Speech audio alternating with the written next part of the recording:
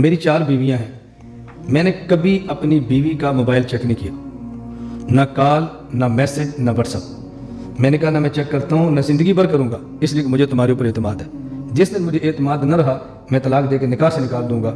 ये चेकिंग मुझसे नहीं होती। बात खत्म हो गई। गलतफहमी कब होती है? अब बीवी का मोबाइल चेक करते हैं, कभी उसका फ़ोन, किसका फ़ोन था, मैसेज किसका आया था।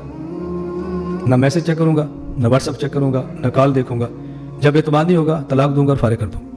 बस मुझसे ज़िंदगी टेंशन में नहीं रहा जाता। इस वजह से मैं टेंशन फ्री होकर काम करता हूँ और मुझे कोई टेंशन नहीं होती। ये मैं आपको गुर दे रहा हूँ, गुर। आप इसको पल्ले बांध लो। आप घर की ज़िंदगी से टेंशन फ्री होकर, बेनियाज होकर दीन का काम करोगे। आपकी घर वाली को आप पर एतमाद है, आप पूरा साल घर न जाएं और उसको यकीन हो मुझसे मोहब्बत करता है, किसी गैर औरत से ताल्लुक़ नहीं है, वो कभी तुमसे नाला नहीं होगी। आप हर रात बीवी के साथ गुजारो, उसके बेड के ऊपर सो और उसको ये बताओ कि दिल से मुझसे नहीं चाहता, किसी और को चाहता है, कभी आपकी हमांगी बीवी से नहीं हो सकती।